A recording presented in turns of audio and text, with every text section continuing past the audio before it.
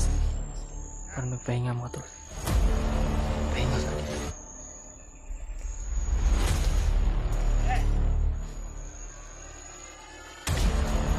Labas na kami maling mga tol. Nandito.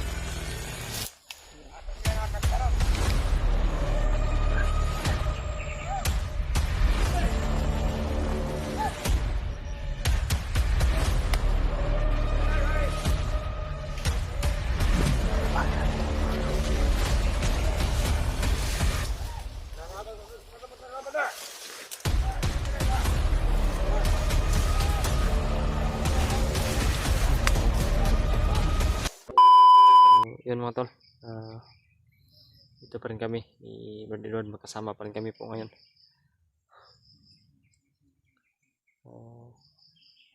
Shout out po sa lahat ng nag-abot po ng impormasyon sa amin tungkol sa grabe, di kami magkapaniwala mga tol sa nalaman namin balita.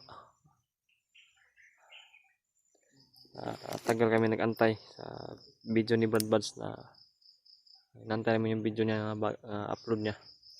Ngunit yung nakita namin na video na in-upload niya ay hindi kami makapaniwala mga tol, kasi biyag pala po siya ngayon ng mga bandido. Kaya pala kung sinubukan namin na tinawagan ni Brad Edward yung cellphone ni Brad Buds nag-ring, ring lang, ay hindi sinagot. Kaya yun pala yung dahilan na hindi sinagot ng tawag namin, kasi hawak na pala siya ng mga bandido. Bandido na po ang may hawak sa kanyang cellphone. Grabe yun.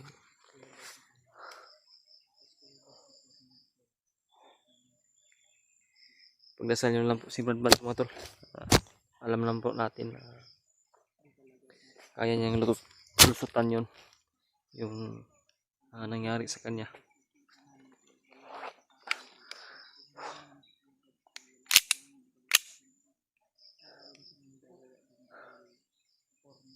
Nakakakuan lang, disappoint lang po sa parte namin, sa side namin na ganun.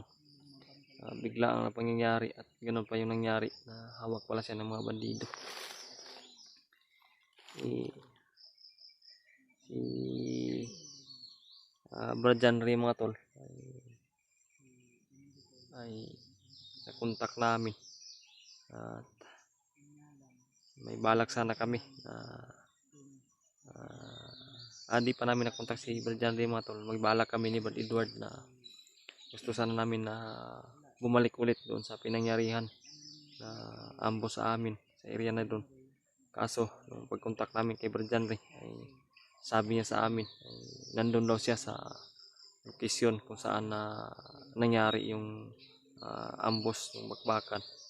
Kaya sinabi rin namin sa kanya na may balak sana kami na pupunta doon, pero nandun na pala siya. Kaya sabi niya ay huwag na daw kami na pumunta doon, kasi malayo na rin po nung narating namin ni Brad Edward, para pursige din po kami. Baka sakali na walang nangyari kay Brad Buds. Kasi akala talaga namin mga tol ay magkasama silang dalawa ni Brad Janry nung nangyari yung ganun. Pero nagkamali pala kami ng hinala mga tol.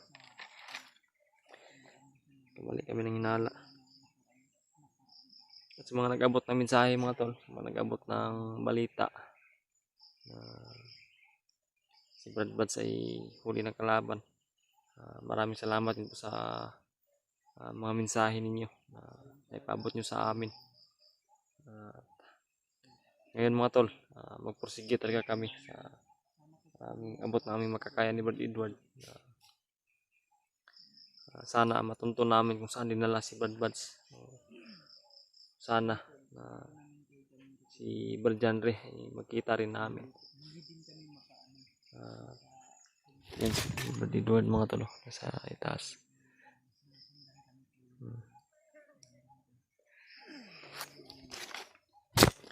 may sinundan kasi kami na bandido mga tol, kaya napadpad kami dito na banda.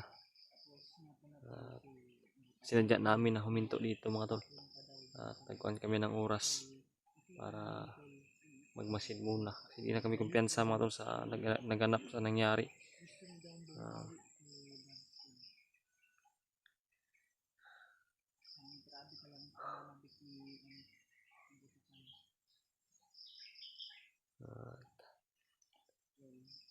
Kanina bro, no, buti di tayo napansin ni Butakal ba, yung kita namin si Butakal mga tol. Grabe yung galit ni Butakal kay Brad Buds. Naabot na kasi, napaabot na sa kanya yung balita ba. Parang kakain ng tao yung kita namin sa boses niya, pananalita niya. Grabe yung galit niya.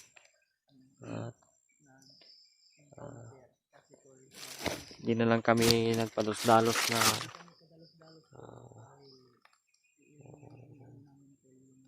in-encounter namin sila kasi delikado mga tol. Kailangan talaga namin na di kami mahuli ng mga kalaban para iwas dagdag sa problema ba. Wala na to ko na kay daghan Lagi? Kay gamay ra tong bal maglisod sa dagwan ato.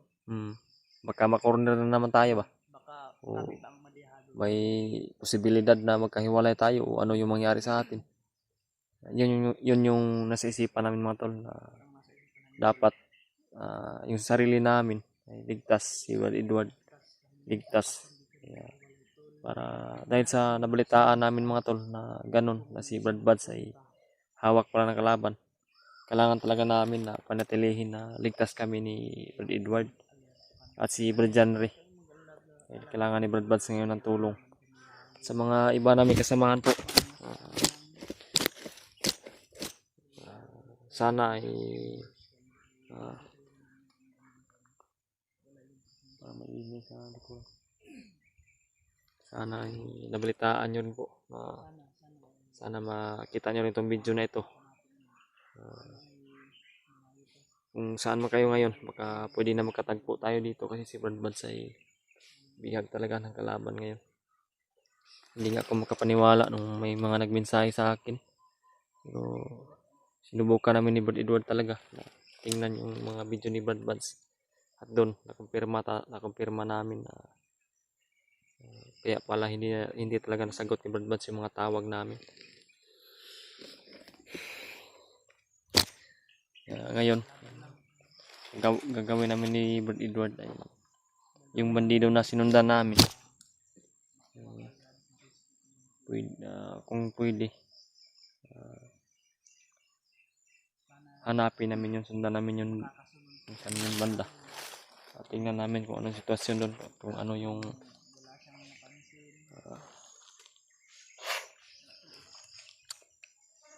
nahabol din kami. Tapos si Ganindri nahabol din. Talagang planado to.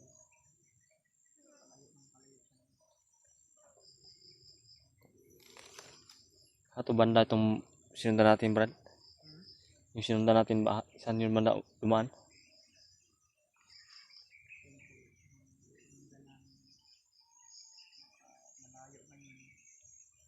Malayo na yun, pero pilitin natin na sundan yun. Lalapit kami sa yung ano na talaga yung kumpirmado talaga namin Yo, ang maingay ba?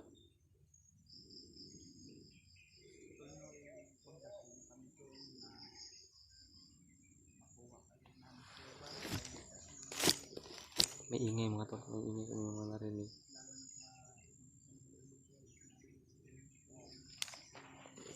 Parang dun banda sa unahan, no? Parang may mga ingay na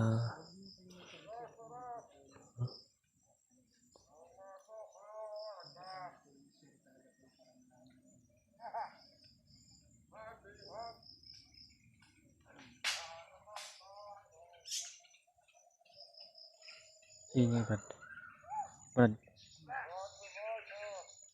May mga ingay.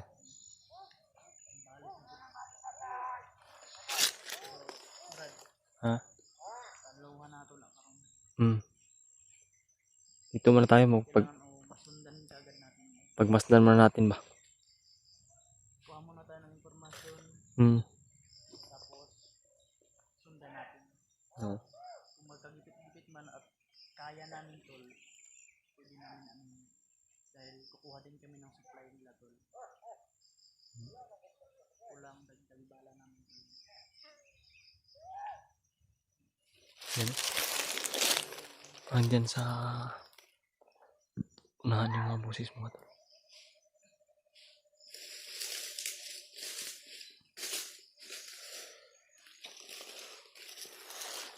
Naali sa unahan ba?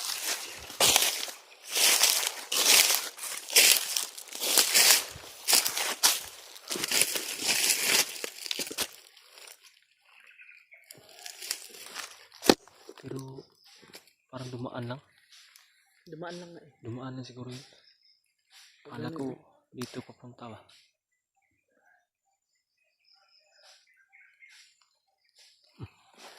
Saan niyo? Samahan dito na nila ba?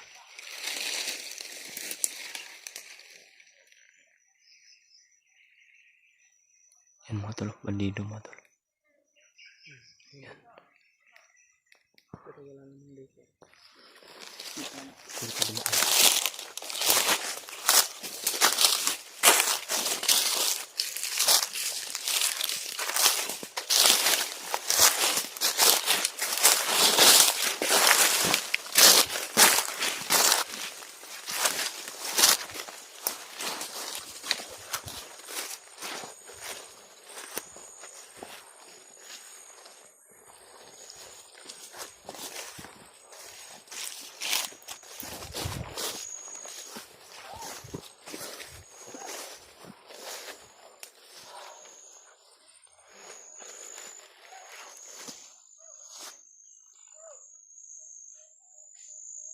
Yan sila.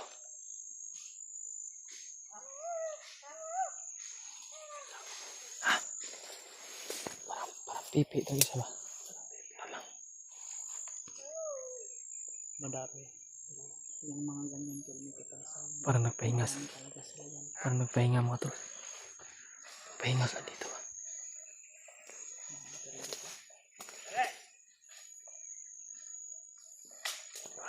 Oras lang kamalay-malay mga tol. Nandito po.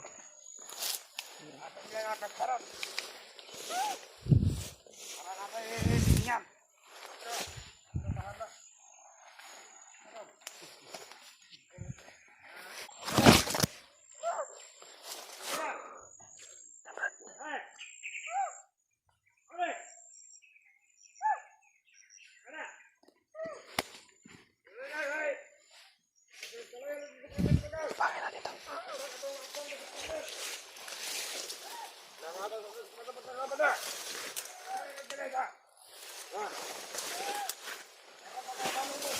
Mga tauhan ko yung nagbutakal ito.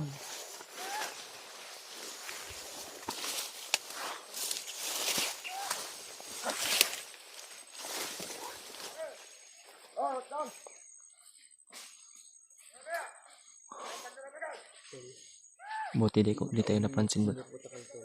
Matawa ni Commander Butakal. Malayo na to si Commander Butakal tol. It means tol, masundan namin yung tol. Saan ang nabutan natin? Diyan ka muna brada. Taboks ko ka dali ha. Tanaw na ko ka dali. Bangin brad, bangin.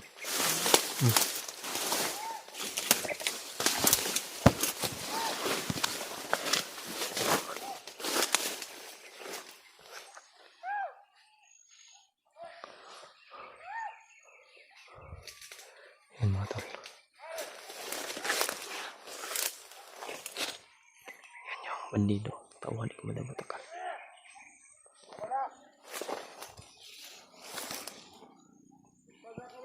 Brad.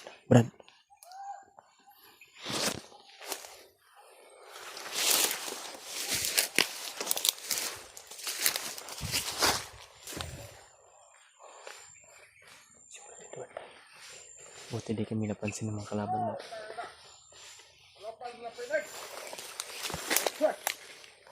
Awak na piniga. Kita ko pala. Bahala na na.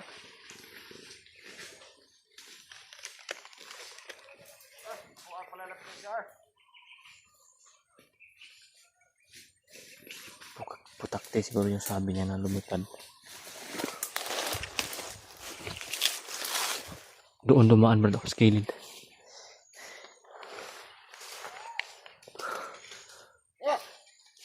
Yan. Sinadya namin mga tol na di sila pinaslang kasi kailangan talaga namin nga kukuha kami ng impormasyon.